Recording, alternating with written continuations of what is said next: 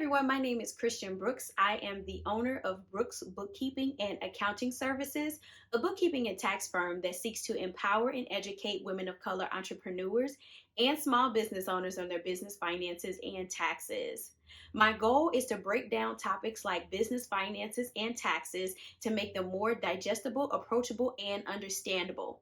In today's video, I am going to share with you 5 helpful tax write-offs for entrepreneurs and small business owners. So if you're interested, go ahead and hit that like button. And if you want to see more videos like this, hit that subscribe button. Let's get into the video. The first deduction is the qualified business income deduction. Now, with the qualified business income deduction, pass-through entities can deduct up to 20% of their business income from their taxes, plus 20% of real estate investment trust income, dividends, and publicly traded partnership income. Now, this is only available for pass-through entities, meaning sole proprietorships, partnerships, LLCs, S-corps, some trusts, and estates. Unfortunately, if you have a C corporation, you do not qualify for the qualified business income deduction.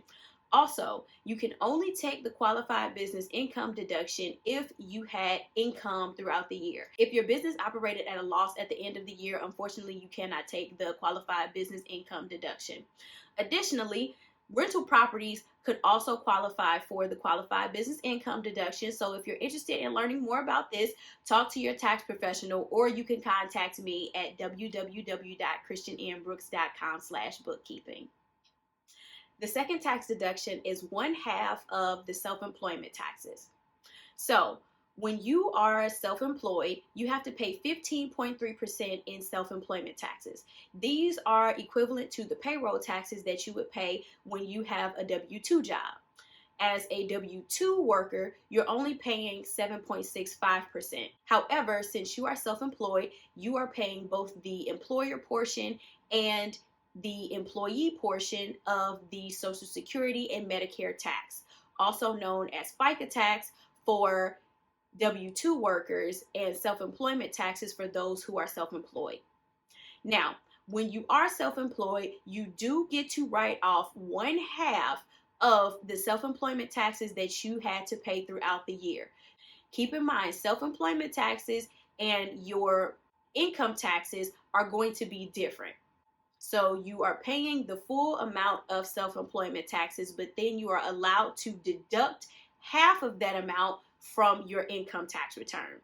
Again, if you want more information about that, about self-employment taxes, I do have a video on self-employment taxes. I will link that down below. You can also contact your tax professional or contact me. My information is in the description box below. The third write-off is the home office deduction, or the business use of home deduction. Now, with the business use of home deduction, you can write off certain home expenses, including your rent, utilities, HOA fees, any repairs or maintenance that you've had to do to your home. In order to qualify for the business use of home deduction, one, you have to have a home office. So this home office has to be a portion of your home that you exclusively use for your business. So for example, if you have a spare room in your home that you're using as a home office, now keep in mind, it has to be exclusively used for business use. Your home office can't double as a guest bedroom. If you do have a bed in your home office, I highly recommend that you take it out, because if you get audited, you don't want to end up getting caught up and have to pay the IRS back all that money. So just make sure you're doing everything clean and make sure your home office is exclusively used by your business. Now, your home office also has to be your primary place of business. So this is where you primarily operate your business from. Now, you can have somewhere that you store supplies. So for example, if you have an inventory-based business and you have a storage unit or whatever have you where you're storing your supplies, that's fine, as long as your home office is your main base of operations. Now, there are 2 different methods to calculating the home office deduction. The first method is the simplified method. Now, with the simplified method, you can qualify for up to a $1,500 deduction. Now, the other one is the regular method. With the regular method, you would calculate your business's portion of your home expenses. So, as I mentioned earlier, your rent, your utilities, HOA fees, mortgage interest, any repairs, things of that sort. And the calculation is going to be a little more involved than it would be with the simplified method. Some folks like to go with the simplified method because they don't want to do all of the calculations involved with the regular method. However, the regular method will lead to a higher deduction. So, talk to your tax professional about the business use of home tax deduction. The fourth deduction is the business use of vehicle deduction. If you use your vehicle for business purposes, then you can write off some of your vehicle expenses on your taxes. Now, this is different from purchasing a business vehicle and writing that off on your taxes. I have a different video where I tell you how you can purchase a business vehicle and write off most of the cost of that vehicle on your taxes. And you can find that link in the description box below. Business use of vehicle is more writing off the cost of operating the vehicle rather than the cost of purchasing the vehicle.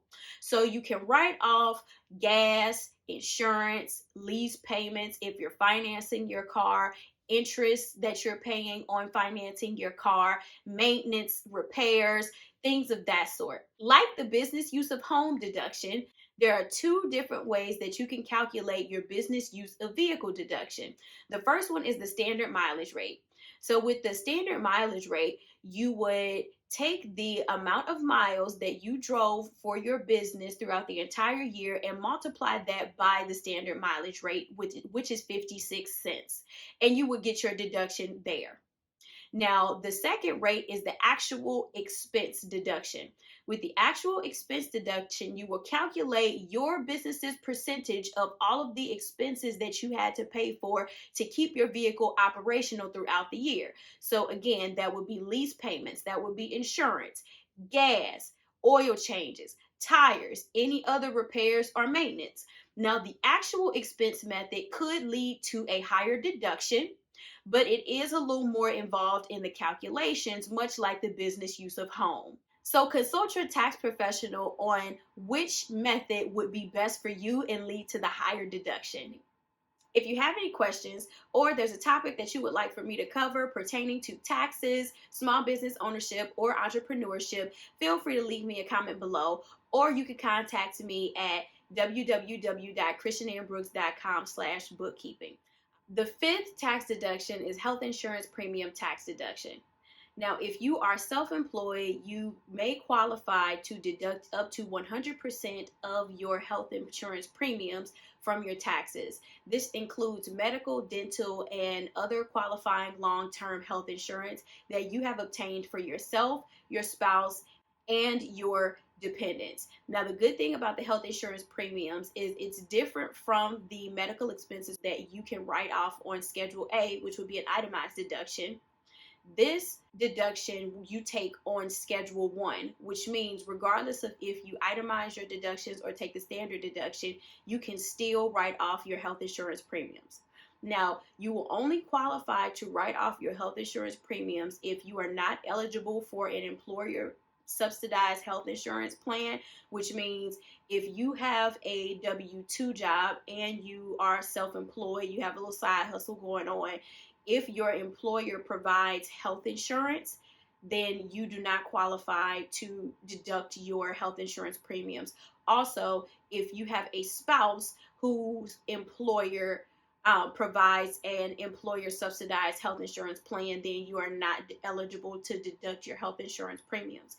Additionally, you can only take this deduction if your business had income throughout the year. If your business operated at a loss, unfortunately, you cannot take this deduction or many of the other deductions mentioned in this video. So keep that in mind and consult your tax professional to see if this is a good deduction for you. I hope you found this video helpful. If you find yourself stuck with bookkeeping or tax questions, feel free to contact me. My information is in the description box below. See you next time.